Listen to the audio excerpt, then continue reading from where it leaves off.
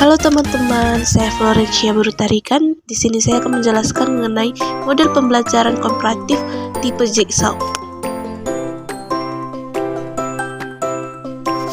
Kita mulai dengan pengertian pembelajaran komparatif. Pembelajaran komparatif adalah suatu model pembelajaran di mana siswa bekerja secara kelompok dan struktur yang terorganisasi dan saling bergantung untuk mencapai tujuan bersama. Setiap anggota kelompok memiliki tanggung jawab pribadi dan tanggung jawab terhadap keberhasilan kelompok secara keseluruhan. Kita lanjut lagi, apa itu model Jigsaw? Model Jigsaw pertama kali dikembangkan oleh Eliot Arson pada tahun 1971 di Amerika Serikat. Disebut Jigsaw karena materi pembelajaran dibagi menjadi potongan-potongan kecil yang kemudian dirangkai kembali melalui kerjasama kelompok. Dalam model ini, setiap siswa bertanggung jawab mempelajari satu bagian materi, lalu mengajarkannya kepada anggota kelompok lainnya.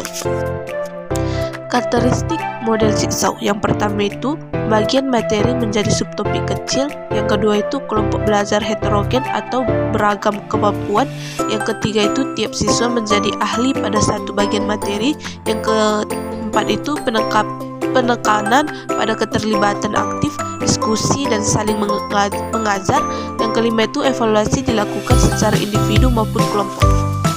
Adapun tahap pelaksanaan Jigsaw, yang pertama itu pembentukan kelompok asli.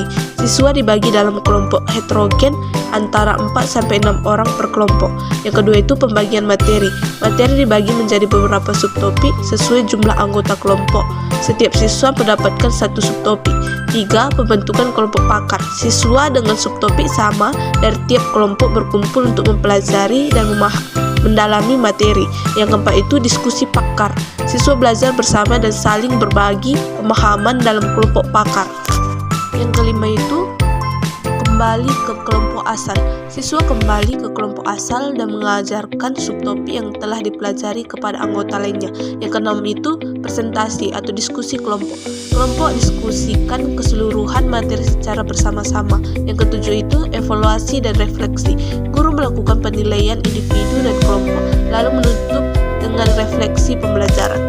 Di sini adapun kelebihan model Jigsaw. Yang pertama itu meningkatkan partisipasi aktif siswa, yang kedua itu mengembangkan keterampilan sosial dan komunikasi, yang ketiga itu mendorong tanggung jawab individu dan kelompok, yang keempat itu meningkatkan pemahaman konsep, yang kelima itu mengurangi dominasi siswa tertentu. Dan ada juga kekurangan model Jigsaw, yaitu 1.